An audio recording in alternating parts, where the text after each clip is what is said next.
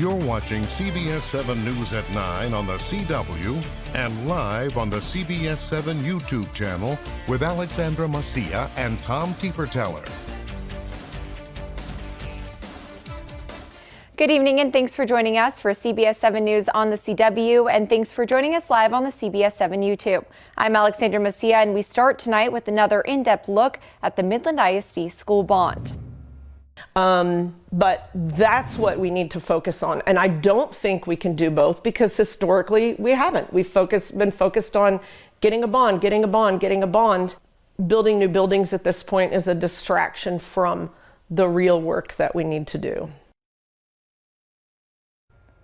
That was Wendy Parsley, a former MISD teacher who spoke to CBS7 News last night about why she is against the 2023 school bond. Austin Beam is a Midlander with two kids who helped create the 2023 bond. Today, we've got the story on why he wants Midland to vote yes on November 7th. The average home in Midland costs just under $350,000. And if the bond does not pass, homeowners would see a $52 decrease in their taxes. But if the bond does pass, they would not see a change in their taxes because of the new homestead exemption, which increased from $40,000 to $100,000. We live in an incredible community that has access to the most abundant resource for providing energy throughout the world. So we're constantly serving others, and I think there's this opportunity to invest in ourselves. And I really want to see my kids benefit from that, just like everyone else's kids here in Midland. At the moment, Midland High is 95 years old, while Legacy is 62 years old. In the U.S., the average school building is 42 years old, while the average age of a building in MISD is 60. Beam believes if the bond passes, it will create better learning environments for all grades. And if you missed the interview yesterday with Wendy Parsley on why she and others are against the bond, you can go to our website at CBS7.com and be sure to stick with CBS7 next week as we hear from Odessans who are for and against the Ector County ISD bond. And it's time to take a look at weather. Chief Meteorologist Tom Tieferteller is here to tell us what we can expect. Tom? Well, we are looking at a few showers, thunderstorms roaming around still here at the 9 o'clock hour across West Texas. Looking at our live iCam in Odessa. Well, of course, it's not going to do it now, but we've had some flickers of lightning show up in the western sky. A little thunder shower over towards Kermit and Wink right now. And again, it's not going to show up, but rainfall amounts so far have been relatively light out of all this. 5 100s this evening in and around the Seminole area. And here's a look at the radar. Things are starting to wind down, but still seeing numerous showers, thunder showers, even an outflow boundary from this from around La Mesa back towards the Patricia area and trailing just to the north of Andrews, now southwest of Andrews, seeing a couple of isolated thunderstorms pop up. And then there's that stuff across portions of Winkler County, move through Kermit. Everything is starting to decrease a little bit, but expecting it to roam around through at least the 10 o'clock hour. A lot of the stuff down across the Trans-Pecos, though, and into the Davis Mountains is really starting to wind down at the present time as temperatures out there have cooled off quite a bit. Very comfortable evening. In fact, a little bit of breeze, so it makes it feel just a touch cooler as we're seeing temperatures in the mid-70s Permian Basin, mid-60s into the mountain areas. But we are going to be on a temperature roller coaster. In fact, 90s are on the way, if you can believe that. But then fall returns in a big way coming up Friday into the weekend. And we'll see morning lows all the way down into the upper 40s for the first time this fall season coming up by Saturday. Thanks, Tom. Coming soon, Midland is getting a zoo. The zoo is meant to be an educational and interactive experience, an idea years in the works started by Midlanders. Everybody can look out there and see that there's not a whole lot to do in Midland. And so we wanted to look into a way to address, and a zoo was one of the things that was brought up as kind of an initial idea. Midland will soon have a zoo. What we're going for in our species is a highly interactive species, meaning something that you can interact with in some way. The zoo will be 51 acres, a little smaller than Fort Worth's, but bigger than Abilene's on the Nueva Vista Golf Club property. You plan for specific general species, if that makes sense. So you plan for hoofstock, you plan for canine, you plan for birds, you plan for reptile, you plan for bug. Climate is the biggest concern, so the animals will be similar to those in zoos nearby. There are no plans for polar bears or elephants. You have plans for a giraffe, and so you can feed a giraffe romaine lettuce, and they have the big purple tongue. It's a lot of fun for kids and adults alike to see that giraffe in the way they eat and to learn about how it browses. Opening date is expected mid-2027. They already have a zookeeper with 30-plus years of experience. You can't have animals out there while you're completing construction. So we have plenty of off-site locations that we can allow those animals to acclimate and get them on their regular schedule and those type of things so that their final move to the zoo is not stressful. Plans include over 600 trees, so there's plenty of shade with 26 artificial trees. Added to the other projects that are already going on, and it just makes Midland a place where people would, well, let's stay the night and let's go do that in the morning and let's go do this after the tournament, or they play at 8 a.m. and they don't play again till 5. Let's go to the zoo in between. Funding for the nonprofit is coming from community donations. And now an update to a story we've been following for most of the year that will change the Midland skyline. The Tapestry Hotel in downtown Midland has been unanimously approved by the city of Midland. It will be located on Lorraine Street near the Busch Convention Center. The boutique hotel is expected to open in the next 2 to 3 years. And we are back now with Chief Meteorologist Tom Teefer-Teller. Now, Tom, I have a very important question for you. What part of Texas do you consider West Texas? Well, I really consider Midland, Odessa the center of West Texas. So anybody watching us on cable, over their TV airwaves, I think that's West Texas for the most part. It always has been to me. Now, I know a lot of people think of anything west of San Antonio, Austin, and areas west of I-35 as West Texas, but I do believe that, again, Midland, Odessa really is in the center of West Texas, down all the way to the Big Bend and north all the way to the start of the South Plains. Well, I think I have to agree with you. Now, there are 254 counties in Texas, and only a small amount of them are in West Texas. But what is considered West Texas? People have different opinions on where it begins and where it ends. Midland College professor Michael Makowski considers Midland and Odessa the center of West Texas, and every other county or city that depends on them for things like the airport, news, entertainment, and more is considered West Texas. According to Markowski, there's around 29 counties that are either part or fully considered West Texas, which is equal to around 34,000 square miles. You can look at a map and go, well, that's in the western part of the state, so we're going to call it West Texas. But for residents of these different regions, we're pretty attuned to differences, say, between Lubbock and Midland, where an outsider might not see those differences. We asked multiple residents that gave different answers. Some considered El Paso West Texas. Some say Lubbock is also West Texas. And in case people consider the Permian Basin and West Texas the same, Makowski says though they're similar, there are differences. In an update on a story we covered over the weekend, Terrell County sheriffs found the body of an illegal migrant. The sheriff's office says it's the 8th body recovered this year. The sheriff's office says last year there were 17 known deaths of people trying to cross the border illegally. The remains were found about 10 miles outside of Dryden in a remote part of the county. Sheriff Thaddeus Cleveland says the person likely died earlier in the year. And we don't want to see anybody die. It doesn't matter if they're crossing legally, illegally. What they're doing, a loss of life is sad. And it's put a lot of constraints here on us locally with our law enforcement response, not just to our community, but we assist Border Patrol tremendously. Sheriff Cleveland says deaths have increased over the past 2 years, but the crisis on the border is solvable. When you have a strong leader who lets the rest of the world know that we're going to enforce our laws, you're not going to cross our borders illegally, that acts as the first deterrent. And then after that, it comes with the policies that come with that administration. And we saw policies under President Clinton, under President Bush, under President Obama, under President Trump, that led to the most safest, securest border we ever had. An Iowa crash that totaled a bus could put one West Texas dog rescue's efforts in jeopardy. In August, we told you about Dogs R Us, a nonprofit who transports a bus full of dogs to northern states every 2 weeks. In an effort to retire their old bus, the rescue purchased a new one. That new bus was totaled last week. All passengers on the bus are okay, but the rescue spent thousands on the bus to replace its old one. While the rescue will try to continue, this crash has the potential to slow down their efforts. We are so incredibly full as it is now that we count on these transports to be able to do that. Without the bus, we don't have a way to transport. Our transports are large enough that we fill those buses, so it would take a train of cars to be able to get all of those dogs up there.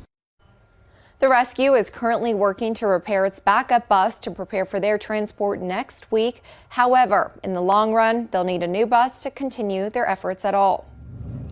And happening this weekend, we will have live coverage this Saturday morning at 10:15 of the annual solar eclipse.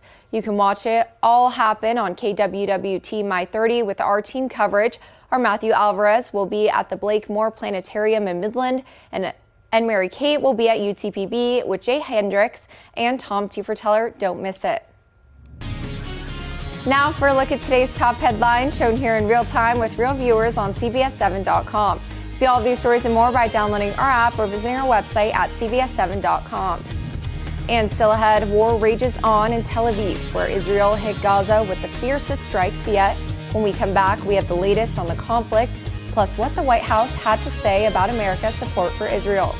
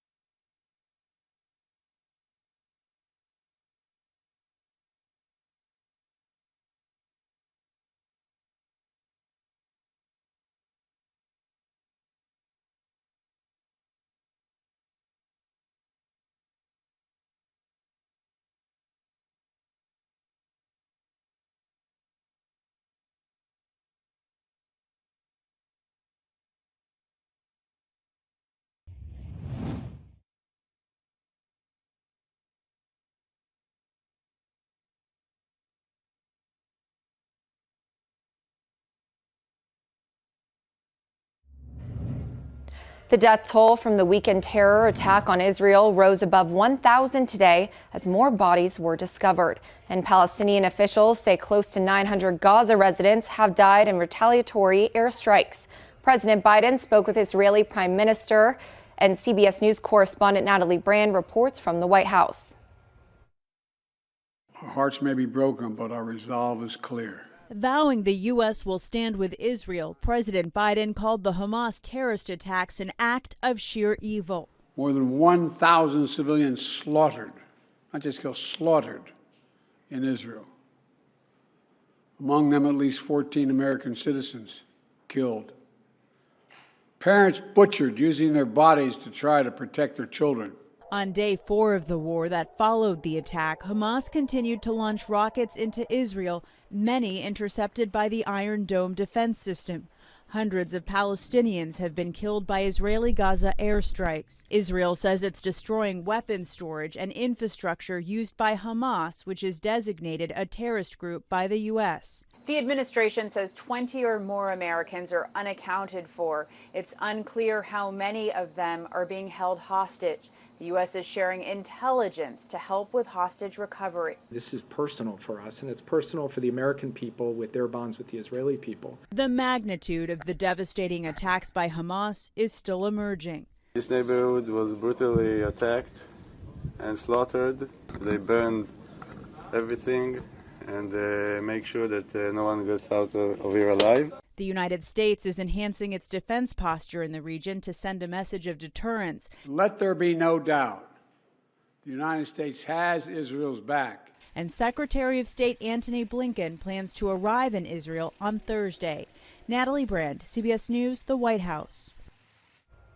Officials say the USS Gerald R. Ford carrier strike group has arrived in the far eastern Mediterranean to surge U.S. military presence as a deterrent to prevent other nations from entering the conflict.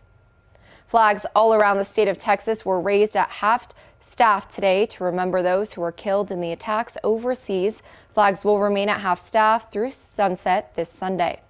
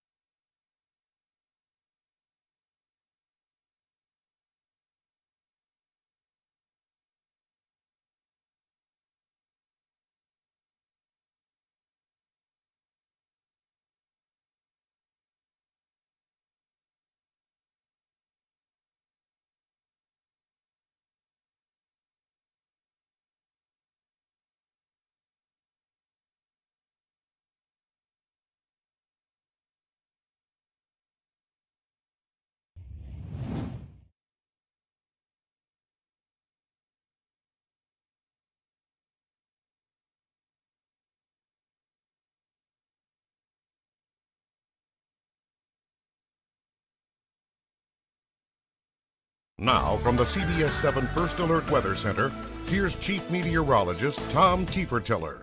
Well, we're seeing some flashes of lightning to our north and west with some isolated thunder shower activity that continues out there. It's really starting to weaken, though, especially stuff across Winkler County that's near Kermit right now. That has weakened quite a bit as it does push off to the east. A little more up across northern portions of Martin County from Patricia, 3 leagues up into the Lamesa area, but other scattered thunder showers really starting to wind down across the Trans-Pecos as we have a little disturbance right in here moving across portions of West Texas. Now we have all this high cloud, so that kind of limited things a little bit in the way of thunderstorm development. This is all Pacific moisture that's moving in from a couple of tropical systems. It looks like this is going to continue to move across deep South Texas. That's where the best rain chances are.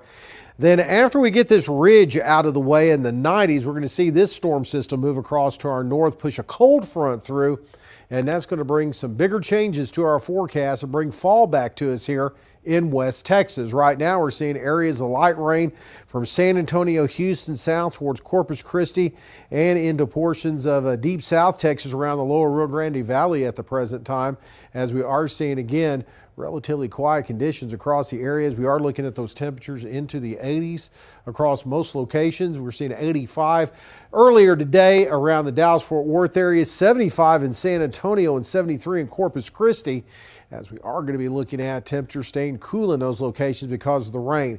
Everything in the way of showers, thunderstorms dying down after midnight. We'll see a few clouds left over, but the high cloudiness starts to push further off to the east and southeast for tomorrow. So we're going to be left with a lot of sun, a southerly wind, and that means warmer temperatures, summer-like temperatures on the way. The rest of tonight, things look relatively quiet as we'll see them drop down into the lower 60s, so not quite as cool as it has been, lower 90s for tomorrow. And the temperature roller coaster continues. Here's what we're looking at here on our CBS7 First Alert exclusive 10-day forecast. It does look like we are going to see those temperatures again drop down quite a bit behind that front Friday into Saturday, as we'll see those temperatures again into the mid to upper 70s for the weekend. Nighttime lows dropping down all the way to the upper 40s early Saturday. Republicans remain split with no clear path to selecting their next Speaker of the House. How the war in Israel is pressuring the GOP to move quickly when we return.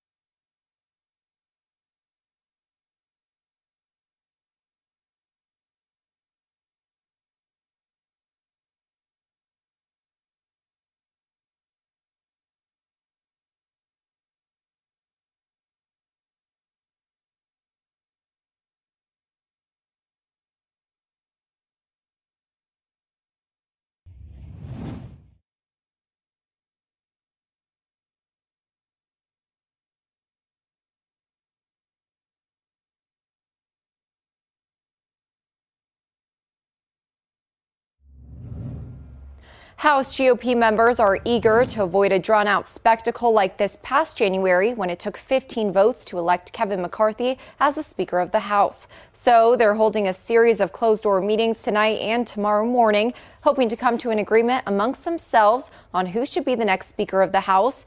But as Michael George reports from New York, they're having a hard time uniting behind one person. Their indecisiveness could slow down more military support for Israel.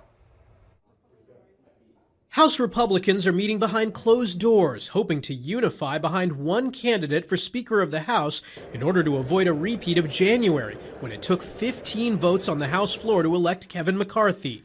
I think we're going to do this within the Republican family behind closed doors because, quite frankly, I don't want to repeat what we did on the floor with multiple candidates, and neither did the candidates that are up. Majority leaders Steve Scalise of Louisiana and Ohio Congressman Jim Jordan are the leading contenders, making their pitch to Republican colleagues. But neither have the support of the majority, raising concerns that this could be a protracted battle. There's going to have to be a real reckoning within the conference here about the path forward. The House can't vote on any legislation until a speaker is elected. Lawmakers can't even put out a resolution officially denouncing the war in Israel. We've got to get back on track. This is a dangerous world right now. Let me say it again. We stand strongly with Israel. The House needs to get back to work. President Biden is calling on Congress to pass a bill sending more weapons to Israel to use in its war against Hamas. We're going to ask them to take urgent action to fund the national security requirements of our critical partners. This is not about party or politics. This is about the security of our world. The White House may also try to include aid for Ukraine in a bill providing aid for Israel.